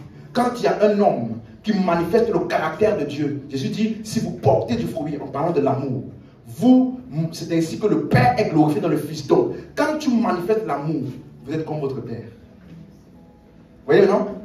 Elle dit, lui, il est bon, on fait les bons et les méchants. Bon, toi, tu es aussi bon, on fait les bons et les méchants. Le Dieu qui est invisible là, devient visible pour quelqu'un. Il nous a créés pour sa gloire. Tu vois, c'est ça le but et l'essence de ta vie. Dieu a choisi l'homme pour être sa visibilité, l'expression de sa gloire. Est-ce que l'homme avait demandé? Non. Qu'est-ce que l'homme? Les anges se posent la question, l'univers se pose la question, pourquoi ce n'est pas nous? Pourquoi ce n'est pas nous? Pourquoi lui? Il a quoi de spécial? Non. Aïe. Même Dieu lui-même ne peut rien faire sur la terre s'il n'a pas un homme qui lui donne accès. Qu'est-ce que l'homme? Tu vois? Et c'est ça qui motive ta vie de prière. Dieu cherche un homme dont le cœur est tout entier à lui, constamment. Donc, jour après jour, je suis dans le lieu de prière. Seigneur, je suis encore là. Qu'est-ce que tu as pour la terre aujourd'hui? Voici un cœur disponible. Voici un cœur disponible. Tu veux faire quoi? Tu veux guérir quelqu'un? Amène le sujet ici. Je prie pour ça. Tu as besoin de quoi? Tu vas arrêter une catastrophe quelque part? Je suis là. Tu as besoin de fortifier un frère dans l'église? Je suis là. Encore une fois ce matin, je suis là. Hier j'étais là, aujourd'hui encore, je suis là. Pourquoi? Je suis conscient que je suis privilégié d'être la plateforme par laquelle Dieu passe pour amener ses projets en manifestation. Je prie pour toi, car cette année-là, de ta vie se manifestent des manifestations encore plus grandes de la gloire de Dieu à travers toi. Tu suis maintenant? L'homme. Qu'est-ce que l'homme? Pour que tu te souviennes de lui. Le Fils de l'homme pour que tu prennes garde à lui, verset 6. Tu l'as fait de peu inférieur à Dieu. Tu l'as couronné de gloire et de magnificence. Verset 7. Tu lui as donné la domination sur les œuvres de tes mains. Tu as tout mis sous ses pieds. Quelqu'un suit? C'est exactement ce texte-là que l'auteur de Hébreux va prendre dans Hébreux 2, versets 6 à 9. Quelqu'un a rendu quelque part ce témoignage, verset 6. Qu'est-ce que l'homme pour que tu te souviennes de lui, le Fils de l'homme pour que tu prennes soin de lui, verset 7. Tu l'as baissé pour un peu de temps au-dessous des anges, tu l'as couronné de gloire et d'honneur. Verset 8. Tu as mis toutes choses sous ses pieds. Est-ce que c'est la même chose qu'on a lu? Et en le soumettant toutes choses, Dieu n'a rien laissé qui ne lui fût soumis. Donc, j'avais expliqué la dernière fois que le mot soumettre, c'est le mot hypotasso. Ça veut dire faire obéir. Donc, je vous avais expliqué que Dieu a conçu la terre pour qu'elle obéisse à qui? L'homme. Hypotasso, soumettre à. Donc, Dieu a conçu la terre pour qu'elle obéisse à l'homme. Maintenant, je vais atterrir sur ceci. Et on va continuer vendredi. Suis-moi. Avez-vous remarqué que chaque fois qu'on parle de la domination de l'homme, il n'a jamais mentionné qu'un homme devait dominer sur un autre homme? Vous avez vu ça? Ça parle des choses, ça parle des mauvais esprits, n'est-ce pas? Mais il n'a jamais dit, toi domine sur telle personne. Jamais. C'est tous qui devaient avoir la domination sur les choses. Ça là, juste ce que je viens de mentionner là, c'est très important dans la prière. Parce que l'autorité de Dieu exercée par l'homme ne sera jamais sur un autre homme. Note ça. L'autorité de Dieu. Donc de la même manière que je t'ai dit, les esprits quoi? Les malédictions n'engagent pas Dieu. On se rappelle? Les prières aussi, qui sont des prières pour prendre autorité sur un autre homme. Dieu n'est pas dedans. Quelqu'un suit? Quelqu'un suit? Ça veut dire que peu importe ma prière, ça ne va jamais outrepasser le libre arbitre de l'autre. Quel que soit ce que je veux pour lui dans ma prière, si je fais une prière qui va contre son libre arbitre et que ça s'impose à lui, ce n'était pas Dieu qui a agi. Oh, mais j'ai prié pour lui depuis. On m'avait demandé de mettre les choses dans son repas. Maintenant, mon mari il est devenu fidèle. Ce n'est pas Dieu. Amen. Hein? Dieu n'impose jamais. Est-ce que tu es avec moi? Donc, c'est ça qu'on appelle prier au-delà de la capacité de Dieu. La capacité de Dieu n'est jamais d'imposer. Donc si toi tu fais une prière pour imposer ta volonté à quelqu'un, Seigneur, je clame la sœur, qu'elle ne veut pas. Je déclare que chaque fois qu'elle va me voir à l'église, son cœur va bouillonner. Tu ne pries pas à Dieu. Tu pries à quelque chose d'autre qui n'est pas Dieu. Parce que Dieu n'outrepasse pas la volonté de quelqu'un. Tu as compris? C'est important que tu comprennes ça. Donc, prier au-delà de la capacité de Dieu, c'est lorsque on veut appliquer l'autorité ou l'exercer sur notre homme. Dieu n'a jamais, n'a donc pas donné l'autorité aux hommes sur d'autres hommes. Dieu n'a pas donné l'autorité aux hommes sur d'autres hommes. Quelqu'un comprend ce que j'explique là? Amen. Alors la question, si c'est vrai, d'où viennent les gouvernements et le pouvoir politique qu'on a aujourd'hui? N'est-ce pas? Parce que c'est un système dans lequel, que tu veuilles ou que tu ne veuilles pas, tu dois obéir. Si on dit à 19h, couvre-feu, que tu veuilles, que tu ne veuilles pas, tu dois. Donc là, c'est une autorité qui est imposée sur ta volonté. Donc d'où viennent les gouvernements humains? Les gouvernements, parce que tu vas voir que de Genèse 1 jusqu'à Genèse 10, il n'y avait ni dirigeant, ni gouvernement. Jusqu'à Genèse 10. C'est pourquoi dans Genèse 11, verset 6, on dit qu'ils étaient tous un seul peuple, une seule langue. Il n'y avait pas un qui était supérieur à l'autre. Un seul peuple. Tu vois un peu? Même au temps de Noé, où Noé prêchait pour convaincre les personnes, mais il n'y avait pas de dirigeant. C'est-à-dire quelqu'un qui décide pour tout le monde. Non. Quelqu'un avec moi jusqu'ici? Donc les gouvernements n'étaient pas là au commencement. Les gouvernements ou le pouvoir politique n'était pas là au commencement.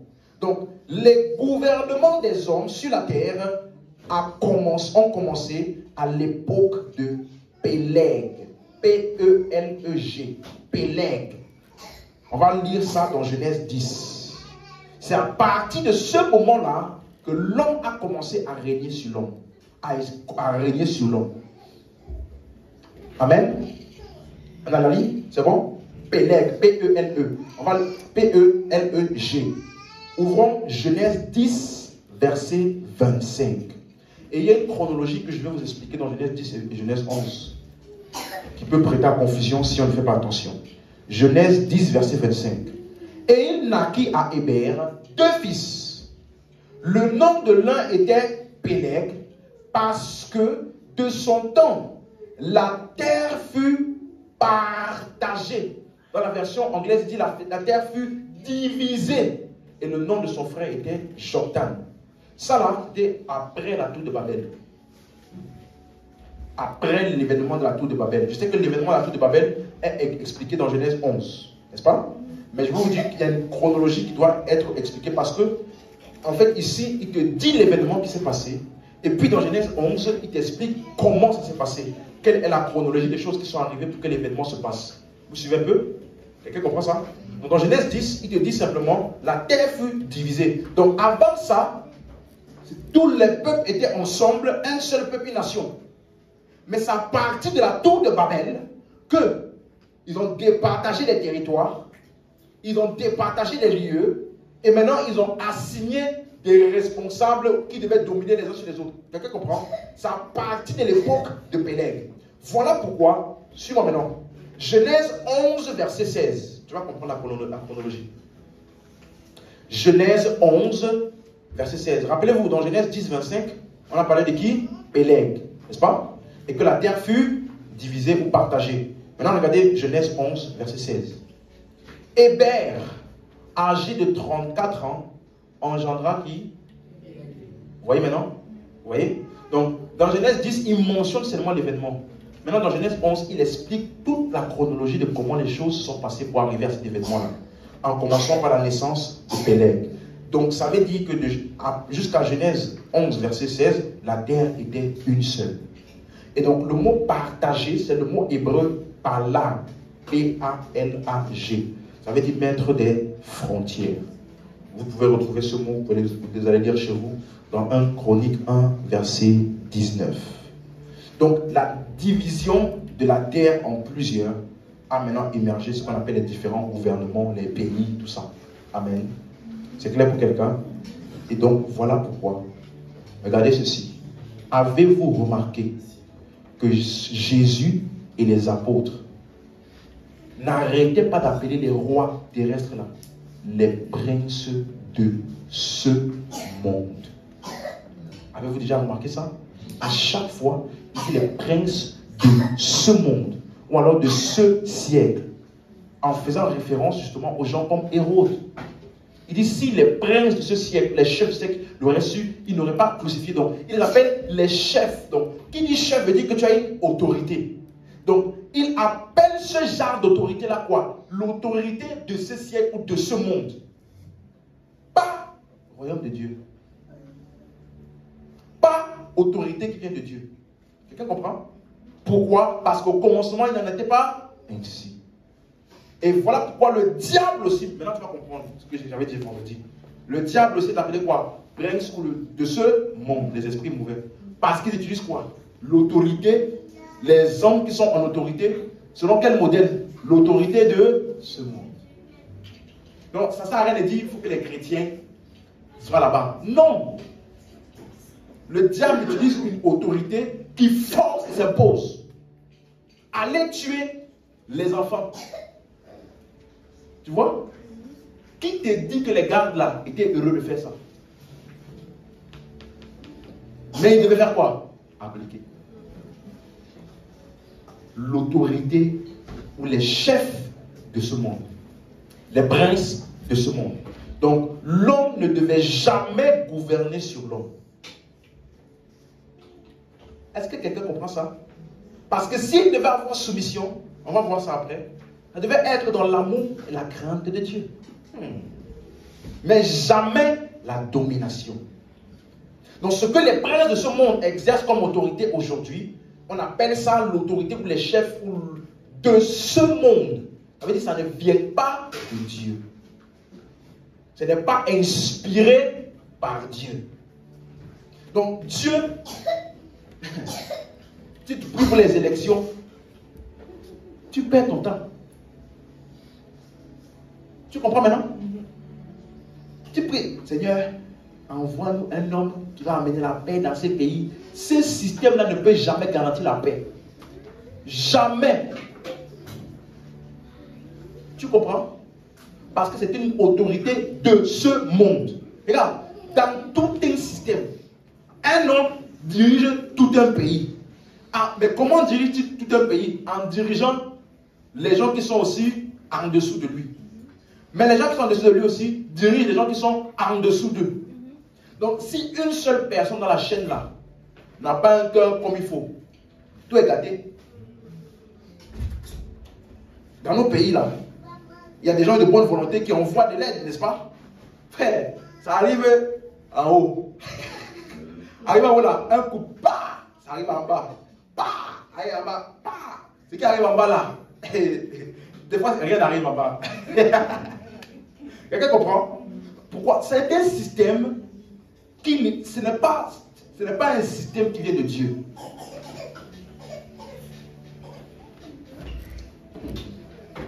Est-ce que quelqu'un comprend ça? Donc, les hommes devaient régner sur les choses et sur tout ce qui se met sur la terre, mais pas sur les hommes. Mais alors, dans l'église et même dans le mariage, pourquoi la Bible enseigne-t-elle la soumission? N'est-ce pas? Pourquoi la Bible enseigne la soumission? Regarde, quelqu'un peut ouvrir version second 21, une autre version semeur, Éphésiens 5, 21. Éphésiens 5, 21. Donc, d'où vient, si nous on n'est pas censé gouverner les uns sur les autres, d'où vient la soumission dans le mariage? D'où vient la soumission dans l'église? Parce que c'est une question qu'il faut répondre. Amen. Parce que cette soumission-là est inspirée de Dieu. Pourquoi? C'est là qu'on va t'expliquer. Regardez. Éphésiens 5, verset 21. Version second 21 et version semeur. Quelqu'un a la version second 21? Quelqu'un peut dire pour moi second 21? Soumettez-vous les uns aux autres dans la crainte de Dieu. Soumettez-vous les uns aux autres dans la crainte de Dieu. Donc c'est à cause, parce que la version semeur, qu'est-ce qui, la version semeur, quelqu'un a la version semeur? Et parce que vous avez la crainte de Christ, vous vous soumettrez les uns aux autres. Parce que vous avez, dans ma version il dit, la révérence, parce que vous révérez le Christ. Donc, c'est une soumission volontaire. C'est un acte de ma volonté. C'est ce qu'il a dit. Il a dit, soumettez-vous. Il n'a pas dit, vous êtes soumis. Il n'a pas dit, vous êtes soumis les uns aux autres. Non. Ça veut dire, je me soumets. Donc, la soumission dans le cadre de Dieu est enseignée comme un acte de ma volonté. Vous voyez maintenant, lorsque tu vas voir la soumission pour les choses, tu penses qu'on dit aux démons, démons, soumettez-vous aux chrétiens. Frère, on ne dit pas ça. Qu'ils veulent, qu'ils ne veulent pas. Dès qu'on a donné la commande, ils doivent obéir. Donc ce n'est pas un acte de la volonté pour eux. Ils doivent obéir. C'est pour ça qu'on appelle ça domination. Vous avez compris la différence? Donc il y a un type de soumission qui est une domination. Parce que la personne en face là, ce n'est pas un acte de sa volonté. Par contre, en Christ, soumettez-vous. Pas parce que la personne est une bonne personne, à cause de Christ. Dans la crainte de Dieu, dans l'amour de Dieu. Ça veut dire que cette soumission permet un avancement commun du plan de Dieu. Ça veut dire je choisis de le faire. Donc cette soumission-là, ce n'est pas une domination. Quelqu'un voit la différence entre les deux que j'explique? Donc dans les épîtres, quand on dit soumission, c'est toujours enseigné comme un acte de ma volonté. Ça veut dire, c'est moi-même mon autorité que j'exerce en acceptant de me soumettre sous le leadership de cette personne ou de cette église ou bien de qui que ce soit. Amen. Et c'est la même chose dans le mariage. Parce que verset 22 maintenant, qu'est-ce qu'il dit? Verset 22, second 21 toujours. Éphésiens 5, 22. Quelqu'un peut lire pour moi? Femmes, soumettez-vous à votre mari comme au Seigneur. Tu vois? Femmes, soumettez-vous. Ça veut dire, s'il y a besoin de donner une instruction, c'est parce que la personne peut choisir de le faire ou pas. Donc, on te donne, on te dit, tu as le choix. Mais voici le bon choix à faire. Choisis de te soumettre. C'est un acte de ma volonté. On ne dit pas aux démons, obéissez aux croyants. Non, ils sont soumis. Ils sont soumis sous nos pieds. Vous avez compris? Mais pour en Christ, c'est volontaire à cause de l'amour et de la crainte de Dieu. Colossiens chapitre 3, verset 18. Version second 21 toujours, et la version Semeur aussi.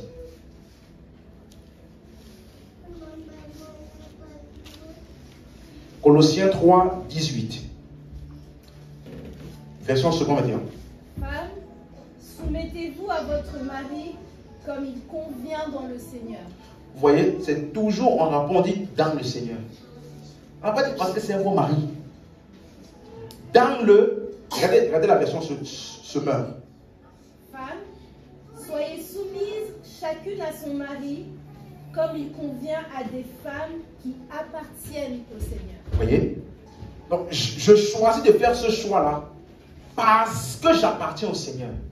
Et c'est ça qui est sa volonté et son plaisir pour cette institution qu'on appelle le mariage. Quelqu'un comprend maintenant?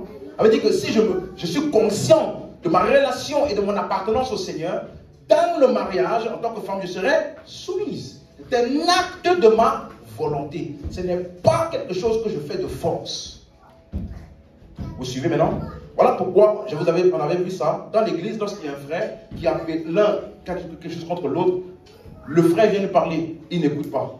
L'autre frère vient lui parler avec deux personnes, il n'écoute toujours pas. On amène au pasteur, il n'écoute toujours pas. Qu'est-ce qu'on fait? Considérer-le comme un païen, ça veut dire quoi? Pardonnez-le et laissez-le. Donc, ça veut dire qu'il a le choix. Ce n'est pas la domination. Tu dois obéir. Tu n'obéis pas. Tu as 3 jours pour obéir. Sinon, on va t'enterrer. Ça là, ce n'est plus la soumission volontaire, ce n'est plus Dieu. Là, tu es passé de l'autre côté. Tu suis? Oh, tu as fait ça. Si tu ne te répands pas dans 2 jours, on va t'enterrer. Quand tu parles comme ça, c'est parce que tu as essayé d'utiliser l'autorité de Dieu qui demande de faire quelque chose et que la personne le fasse comment? Volontairement. Quand tu as vu que la personne a choisi pas la direction que tu voulais, qu'est-ce que tu fais maintenant? Tu changes de côté, ce n'est plus l'autorité de Dieu que j'utilise. Tu dis maintenant l'autre autorité. Tu ne fais pas? Tu ne fais pas? Ok. On va voir. Tu ne choisis pas là? On va t'atterrir ici. Là, c'est autre chose. Vous voyez? Donc, dans l'église, la soumission est comment? Volontaire. Vous comprenez? C'est ça qu'on enseigne. Pour que tu saches ce que tu dois faire selon la volonté de Dieu. Mais tu peux faire autrement. Tu vois? Quand, par exemple, on organise veillée de prière, tu peux venir, comme tu ne peux pas venir, comme tu peux décider de ne pas venir. Mais on t'a enseigné que qu'est-ce qu'il vient de faire? Venir. Mais on n'a pas dit si tu ne viens pas là, dimanche, dès qu'on te voit, on ferme la porte. Ça là, c'est quel type d'autorité déjà? Tu as changé de... Vous comprenez maintenant?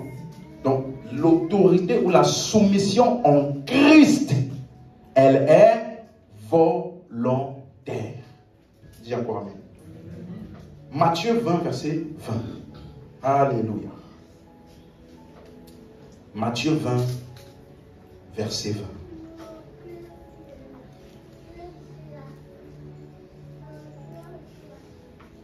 20. Ici, Jésus va nous enseigner sur maintenant tout ce que j'essaie de vous expliquer entre les royaumes de ce monde et le royaume de Dieu. Entre l'autorité de ce monde et l'autorité en Dieu. Entre la grandeur d'après ce monde et la grandeur selon Dieu. Tu es avec moi? Matthieu 20, verset 20. Alors la mère des fils de Zébédée s'approcha de Jésus avec ses fils et se prosterna pour lui faire demande. Verset 21.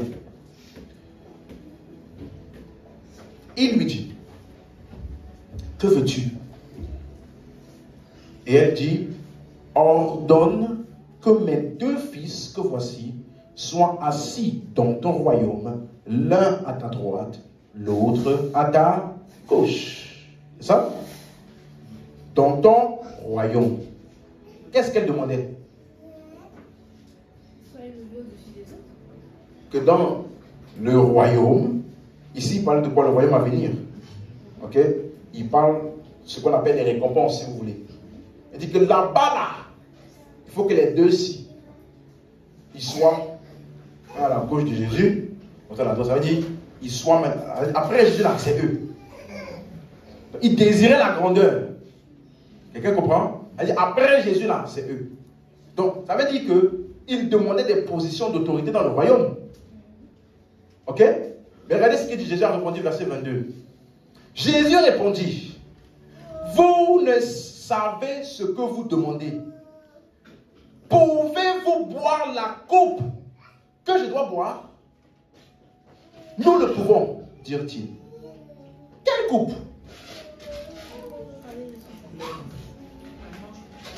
Quelle coupe?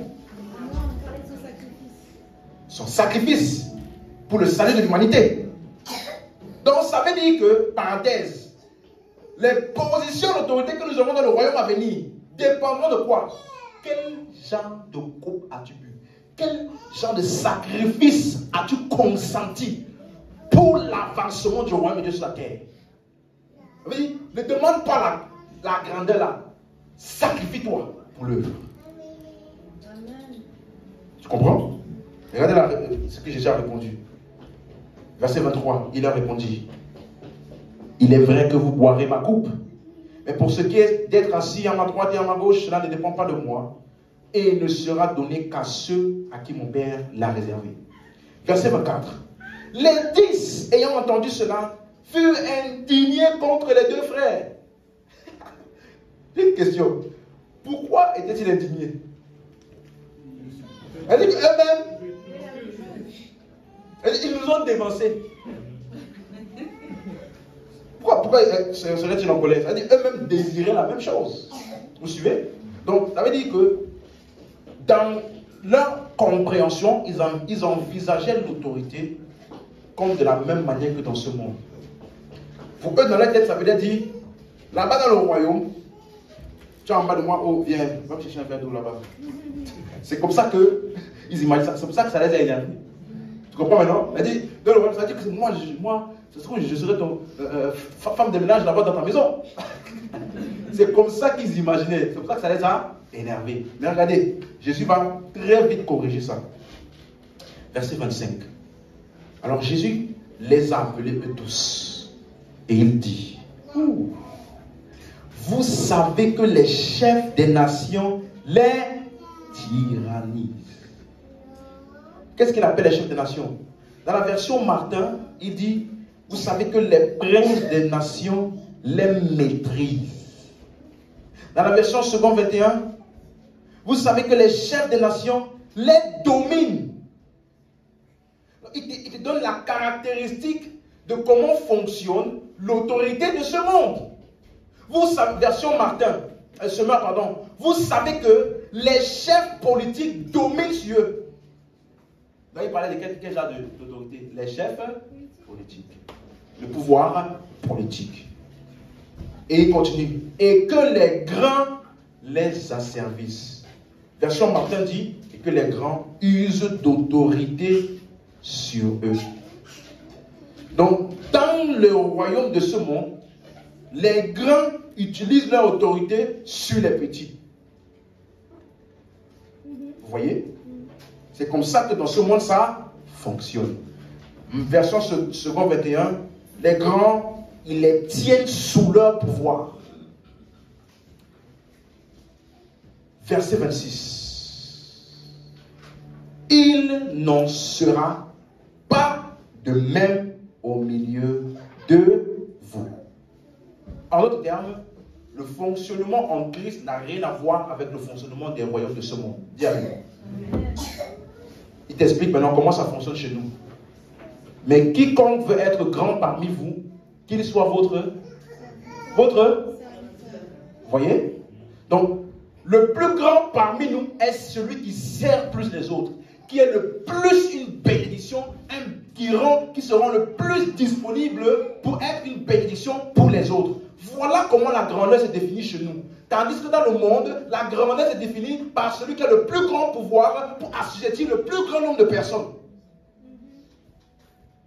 Il dit, mais chez nous, là, ça ne se passe pas comme ça. Le plus grand, c'est celui qui est votre serviteur. Verset 27. Et quiconque veut être le premier parmi vous, qu'il soit votre esclave. 28. C'est ainsi que le Fils de l'homme est venu. Non pour être servi. Non pour être quoi? Donc, comment fonctionne l'autorité de ce monde? Le plus grand est comment? Par le plus. Tandis qu'il dit le Fils de l'homme est venu non pas pour être servi, mais pour servir. Comment? Et donner sa vie comme la rançon de plusieurs. Ça veut dire que lui était en union avec Dieu. En d'autres termes, la Bible appelle cette union avec Dieu là, lui qui, de riche qu'il était, il s'est fait pauvre. Afin que de pauvres que nous étions, nous soyons enrichis. Ça, c'est la grandeur selon Dieu. Je vois que tu es en dessous de moi, je te sers pour t'élever. D'après ce monde, je vois que tu es en dessous de moi, je t'écrase pour que tu restes en bas. Il n'en sera pas de même au milieu de vous. On peut s'élever. Donc, tu vois la distinction claire, n'est-ce pas, entre l'autorité de ce monde et l'autorité dans le royaume de Dieu. Et c'est de cette manière aussi que c'est censé fonctionner dans le mariage. Personne n'assujettit l'autre de force. Ou personne n'utilise son autorité pour être servi, pour museler l'autre. Comprenez? C'est pour servir. Alléluia. C'est clair pour quelqu'un? Tout ce que je t'explique là, c'est pour que tu comprennes. Dieu, écoute-moi, dans cette série, il veut générer en toi le bon type de vie de prière. Pour que tu comprennes comment il fonctionne, afin que tu puisses te positionner correctement. Est-ce que tu comprends? L'homme est la pièce maîtresse de ce qui se passe sur la terre. Et donc, Dieu cherchant des hommes, voilà pourquoi la chose principale qui est le combat de toute l'éternité, c'est le cœur de l'homme. Celui qui détient le cœur de l'homme domine la terre. Vous comprenez maintenant? Si c'est le diable et ses démons, alors c'est par ça, le cœur de ces hommes, qu'il fait le carnage sur la terre. Et les hommes que Dieu possède. De l'intérieur, il les influence. Suis-moi. Je te laisse montrer chez toi, médite sur ceci. D'après toi, pourquoi toute l'œuvre de la croix? Pourquoi tout ce que tu as fait là? Pour l'homme. Pourquoi? Tu sais, la sommation de tout ce que Jésus a fait pour nous est résumée dans ce qu'on appelle l'esprit. Vous voyez? Pour que l'homme puisse domicilier quoi? L'esprit. Et que maintenant, Dieu puisse t'influencer à partir d'où? L'intérieur. Tu vois? C'est lui qui produit en nous. Il produit ça à partir d'où? De l'intérieur. Vous voyez? Et donc, si un chrétien marche encore dans la chair, c'est parce qu'il se laisse influencer par les... Ça veut dire que tout ce que les chrétiens font de mauvais, l'influence vient d'où? Jamais de l'intérieur. Vous comprenez maintenant? Par contre, les non-croyants, puisqu'ils sont habités par l'esprit qui agit maintenant dans les fils de la rébellion. Vous voyez? Donc, il les influence d'où? De l'intérieur. Donc, tout ce que Dieu a fait en Christ, c'est pour pouvoir posséder ton cœur et qu'à travers toi maintenant, il puisse manifester ses plans et ses projets. Donc, sois conscient à quel point précieux tu es pour Dieu. Sois conscient à quel point il compte sur toi. Sois conscient à quel point en mettant son esprit en toi, en te donnant son esprit, maintenant, il commence une feuille de route avec toi. C'est qu'avec moi? Donc, et la prière est un des moyens dans lesquels nous livrons nos cœurs, premièrement. Nous recevons justement de l'Esprit de Dieu en nous tout ce que Dieu a pour nous, pour que nous puissions le faire quoi? L'exercer l'autorité, pour que cela se manifeste. Alléluia. J'aimerais que, avant de terminer, On va prendre quelques minutes et tu vas parler à Dieu. Amen. Il ne faut pas que tu commences l'année comme... Et puis tu commences l'année et puis tu fais des choses. Non. Prends quelques minutes maintenant, on va prier. Et tu vas parler à Dieu. Seigneur, je suis conscient de ce que tu as pour moi, ce que tu attends de moi, pardon, que je sois un outil pour ta gloire. Et je veux m'aligner à toi. Alléluia. Et tu vas voir, dans ces quelques minutes que nous aurons là, Dieu va ministrer certaines choses à certaines personnes. Parce que, rappelle-toi, nous sommes le temple de Dieu. Ce qui s'est passé dans le temple, dans l'Ancien Testament, n'était qu'une image de ce qui devait se passer où? Dans l'église de Christ, qui est la maison de Dieu, l'habitation de Dieu en esprit. Si la gloire descendait là-bas, et la Bible dit, les sacrificateurs n'arrivaient même plus à ministrer. Ézéchiel dit, la gloire du Seigneur était sur moi et remplissait la maison, le temple, et je vis. Et je vis. Je fus transporté en esprit, et puis je vis des visions. Et puis j'entendis. Donc quand la gloire de Dieu est aussi manifeste au milieu de nous, les gens voient. Les gens entendent des sons qui viennent de Dieu. Parce qu'à ce moment-là, cette gloire est manifeste. Dieu devient visible. Alléluia. Et là, avec cet enseignement, ton cœur est déjà bien positionné pour recevoir. Amen. Dans ce moment-là, attends, tu risques de recevoir des visions. Tu risques d'entendre des choses concernant ton appel. Tu risques, d'avoir des fardeaux qui seront générés en toi pour un type de choses. Sache qu'à ce moment-là, Dieu est en train de déposer ses plans et ses projets dans le cœur de plusieurs. Et qu'à partir de là, tu t'alignes. Et que tu commences à vivre dans cette direction. Tu es avec moi? Élevons la voix et commençons à prier.